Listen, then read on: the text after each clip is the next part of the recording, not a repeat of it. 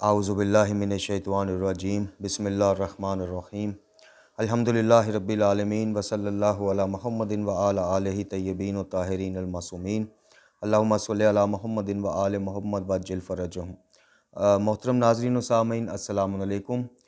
यौम विलादत इमाम मोहम्मद तकी अलैहिस्सलातु वस्सलाम के मौके पर इस वीडियो के साथ हाज़िर खिदमत हैं, जिसमें हम मुख्तसरन गुफ्तगू करेंगे, ज़िक्र करेंगे सरकार इमाम मोहम्मद तकी अलैहिस्सलातु वस्सलाम की हयात मुबारक के चंद पहलुओं का, जिसमें आपकी सीरत, आपकी करामात, आपकी औलाद और आपकी शहादत के ऊपर और एंड में आपके हकीमाना अक़वाल की मदद से आपकी तालीमात को जानने की भी इंशाअल्लाह कोशिश करेंगे और आपकी तालीमात और आपके अक़वाल की रोशनी में ख़ुद अपने आप को और तमाम मोमिनीन और मोमनात को दावत फ़िक्र देंगे कि क्या हम आइमा मासूमीन अलैहिस्सलातु वस्सलाम की तालीमात के मुताबिक और उनकी सीरत के मुताबिक चलने वाले मोमिन हैं या हम ज़ुबानी कलामी दावे करने वाले मोमिन हैं।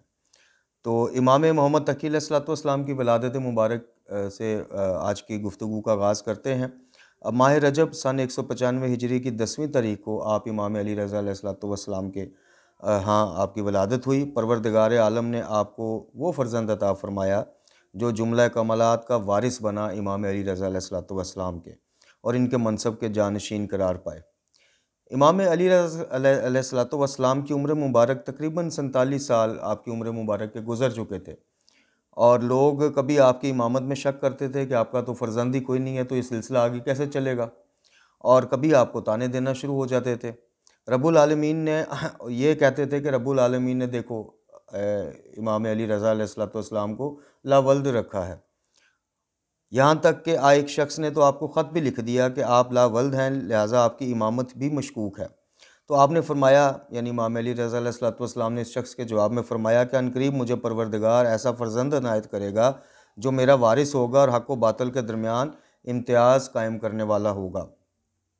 इमाम अली रज़ा अलैहिस्सलातु वस्सलाम की दो बीवियाँ थीं। एक मामून रशीद की बेटी थी जिसका अक़द उसके बाप ने यानी मामून रशीद ने सियासी मसलत की बिना पर आपसे किया था, और एक जनाब सबीका ख़तून थी जिन्हें इमाम अली रज़ा अलैहिस्सलातु वस्सलाम रेहाना के नाम से भी याद फरमाते थे, और जो जनाब मारिया के ख़ानदान से थीं और इनकी कुनियत उम्मुल हसन थी। लेकिन ये कुदरत का इंतज़ाम था कि आपको जो वारिस अल्लाह ताला ने अता करना था, यानी इमाम मोहम्मद तकी अलैहिस्सलातु वस्सलाम, वो बल्कि मतलब एक बादशाह की बेटी के या अरब ख़ानदान की उससे नहीं, एक अजमी ख़ातून के बतन मुबारक से आपकी विलादत हुई और एक अजमी ख़ातून के वसीला से आपको आपका वारिस मिला।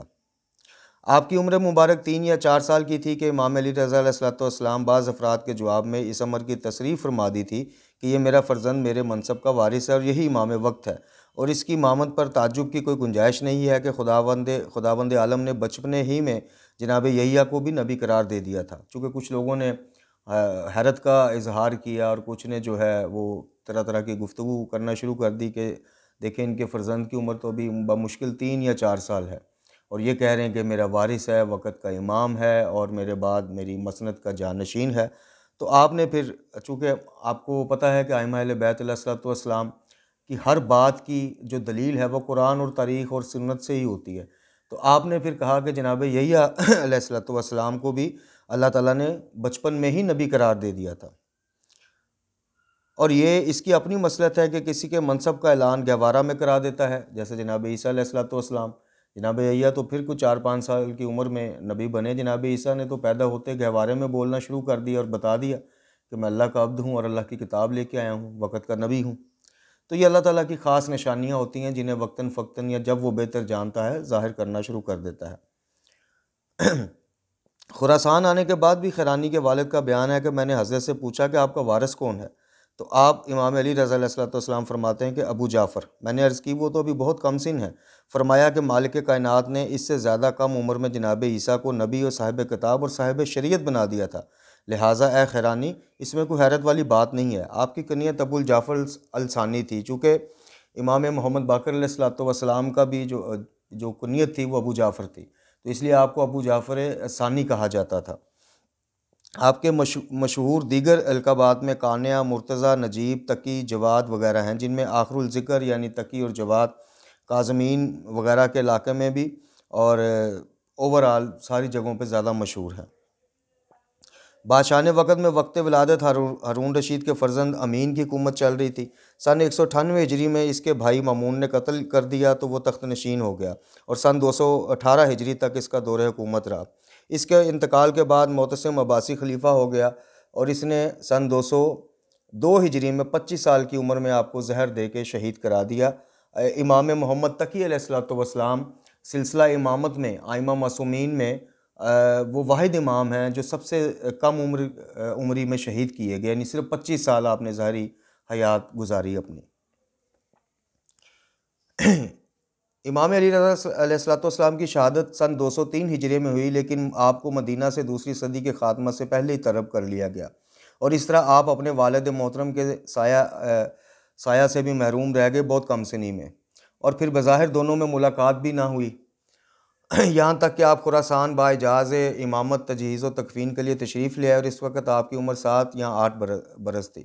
इमाम जवाद अलैहिस्सलाम की उम्र जैसा कि बताया कि तमाम आइमा तारीन में सबसे कम रही। आपने दार दुनिया में सिर्फ 25 साल ही गुजारे, लेकिन कमालात व फ़ज़ाइल और नशर अलूम व अहकाम में किसी तरह की कोई कमी या कोताही नहीं की और एक एक जलसा में 30-30 हज़ार सवालात के जवाबात देते थे जो गैर मज़ाहिब लोगों की तरफ से या गैर मसालिक लोगों की तरफ से आपके आगे पेश किए जाते थे। और बाज़ दफ़ा तारीख़ में आया है कि ये जलसे जो हैं 3-3 दिन तक भी चलते रहते थे। इमाम मोहम्मद तकी अलैहिस्सलाम की इस मुख्तसर हालात ज़िंदगी के बाद अब हम आपकी चंद करामात का ज़िक्र करते हैं। अहले काफ़ी में एक रवायत नकल की है मोहम्मद बिन अली हाशमी से कि मैं उम्मुल फ़ज़ल से अक़द के दूसरे दिन हज़रत की खिदमत में हाज़िर हुआ तो मुझे बाज़ दवाओं के इस्तेमाल की बिना पर शदीद प्यास लगी हुई थी, लेकिन मैं इनके यहाँ का पानी नहीं पीना चाहता था कि आपने मेरे मुतालबा के बग़ैर पानी तलब किया और थोड़ा सा ख़ुद नोश फरमाया पहले और बाकी मुझे इनायत फरमाया, जिसके बाद मुझे अंदाज़ा हुआ कि शीयों के इमाम वाक़अतन लोगों के इसरार और रमूज़ से बाखबर होते हैं। उसके बाद मैं जनाब की सीरत का और जनाब के हिल्म का मुती हो गया। इस वाक़े से साफ अंदाज़ा होता है कि मुहिब्बान आले मोहम्मद के घर पानी ना पीने का सिलसिला जो है या इस तरह की बातों का सिलसिला जो है वो नया नहीं है। एक शख्स ने आपसे आकर बयान किया कि उम्मुल हसन ने आपका पुराना लिबास तलब किया है ताकि कफन में बतौर तबर्रक रखे, तो आपने फरमाया कि अब इसकी ज़रूरत नहीं है। वतन वापस आया तो मालूम हुआ कि इस खतून का 15 दिन पहले इंतकाल हो चुका है जब मैं इमाम से ये बात कर रहा था, यानी जब वो आपका पुराना लिबास आपसे तलब कर रहा था और इमाम ने फरमाया था कि अब इसकी ज़रूरत नहीं है, उसी दिन उसका इंतकाल हो चुका था। एक शख्स ने हज़रत से सफ़र के बारे में मशवरा किया तो आपने मना फरमा दिया, वो रुक गया, लेकिन इसके साथी हमाद बिन ईसा ने कहा कि यानी वो जो जिसने सफ़र का इरादा किया था उसके साथी हमाद बिन ईसा ने कहा कि मैं तो तैयारी मुकम्मल कर चुका हूँ, मैं सफ़र मुलतवी नहीं कर सकता। चुनाचे वो सफ़र पर रवाना हो गया। रास्ता में एक वादी में क़याम किया जहाँ ऐसा सैलाब आया कि इसमें माँ समान के यानी साजो सामान के साथ ही वो हमाद बिन ईसा बह गया। मोहम्मद बिन खलाद का बयान है कि मुझे साथ लेकर एक वादी में तशरीफ़ ले गए और वहाँ मुझे रोक कर चले गए। थोड़ी देर के बाद वापस आए तो चेहरा उदास था। मैंने सबब पूछा तो फरमाया कि मैं तूस से आ रहा हूँ और मेरे वालिद बुज़ुर्गवार इमाम अली रज़ा अलैहिस्सलाम का इंतकाल हो गया है और मैं इनकी नमाज जनाजा के लिए गया था। अब मोहतरम नाज़रीन व सामीन, आपकी खिदमत में इमाम मोहम्मद तकी अलैहिस्सलाम के चंद हकीमाना अक़वाल पेश करते हैं। इमाम मोहम्मद तकी अलैहिस्सलाम के हकीमाना अक़वाल में सबसे पहले जो कौल आपकी खिदमत में पेश करते हैं वो ये है कि खुदाए मुताल पर एतमाद रखना ही हर कीमती शय की कीमत और हर बुलंदी का ज़रिया है। फिर फरमाते हैं कि मोमिन की इज़्ज़त लोगों से बेनियाज़ी में है।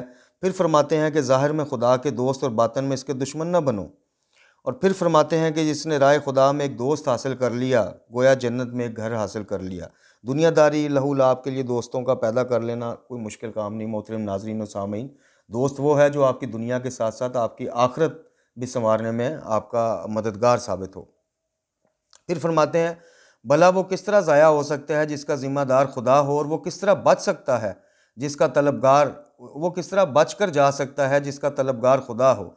जो गैर खुदा का हो जाएगा खुदा इसे इसी के हवाले कर देगा, और जो बग़ैर इल्म के अमल करेगा इसका फ़साद इसलाह से ज़्यादा होगा, यानी वो इतनी इसलाह नहीं कर पाएगा जितना फ़साद फैला देगा। गलत आदमी की सोबत से परहेज़ करोगे। इसकी मिसाल शमशीर बरहना की है कि देखने में बहुत चमकदार मालूम होती है लेकिन अंजाम बहुत बुरा होता है।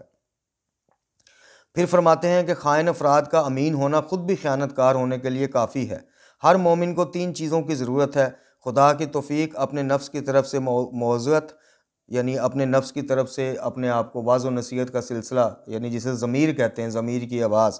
इमाम फरमाते हैं कि हर मोमिन को 3 चीज़ों की ज़रूरत है, खुदा की तौफीक, नफ्स की तरफ से वाज़ व नसीहत और दूसरे की नसीहत की कबूलियत। यानी कोई दूसरा इसको नसीहत करे तो उसकी मैं ना जाग जाए, ईगो ना जाग जाए कि हाँ ये मुझे कह रहा है, मैं तो इससे ज़्यादा नमाज़ें पढ़ता हूँ, इससे ज़्यादा इल्म रखता हूँ। नहीं, उनकी नसीहत को कबूल करे, गौर करे। फिर फरमाते हैं दिल से खुदा का कसद करना माल में बदल को तकलीफ़ देने से ज़्यादा बेहतर है। दिल से खुदा का कसद करना अमाल में बदन को तकलीफ़ देने से ज़्यादा बेहतर है। नहीं, अगर आपके दिल में खुदा खौफी है, अगर आप हर वक्त हर मौके पर ये समझते हैं कि अल्लाह तबारक ताला की ज़ात हमें देख रही है और खौफ खुदा की वजह से हराम कामों से परहेज़ करते हैं, जी नेक कामों की तरफ रग़बत करते हैं, तो वो बदन को अमाल करके थका देने से ज़्यादा बेहतर ये अकीदा है बकौल इमाम मोहम्मद तकी अलैहिस्सलाम के। ज़िकात के आखिरी माह में आपकी ज़ौजा के हाथों ज़हर आपको बादशाह वक़्त ने दिलवाया और आपकी शहादत हुई। ये हकीमाना अक़वाल जो हैं, जो बमुश्किल 7 या 8 हमने आपकी खिदमत में टाइम के इख्तिसार की वजह से पेश किए। अगर इन 7-8 को ही गौर किया जाए और फिर अपने आप पे गौर किया जाए कि हम क्या मोमिन सिर्फ़ इसी चीज़ के लिए हैं, जैसे अक्सर मैं अपनी वीडियोज़ में आपको दावत फ़िक्र देता हूँ अपने आप को पहले और फिर आपको, कि क्या हम सिर्फ़ मोमिनीन इसीलिए कहलवाते हैं कि हम उनके मानने वाले हैं, खुबदार हैं। उनको तो कई गैर मुस्लिमीन भी उनसे बहुत ज़्यादा मोहब्बत करते हैं, उनके मानने वाले हैं, ज़वारियों पर भी जाते हैं, ज़ियारतें भी करते हैं, तो क्या वो मोमिन हो जाएंगे? ये हैं वो तलीमात, वो अक़वाल जिन पे अमल करने से हम ये दावा कर सकते हैं कि हम उनके मुहिब्बीन में शामिल हैं। मोमिन तो उससे भी अगली फ़ॉर्म है, उससे भी ऊपर वाली कैटेगरी। तो परवरदिगार आलम से दुआ करते हैं कि हमें आइमा तहरीन अलैहिस्सलातु वस्सलाम की सीरत को पढ़ने, समझने और सबसे बढ़कर ये है कि उस पर अमल करने की भी तौफ़ीक़ अता फ़रमाए। अल्लाह ताला हमारा ख़ात्मा ईमान पर फ़रमाए, कुरान व अहले बैत अलैहिस्सलातु वस्सलाम के दस्तूर के मुताबिक अपनी ज़िंदगियों को चलाने की तौफ़ीक़ अता फ़रमाए। वमा अलैना इल्लल बलाग़।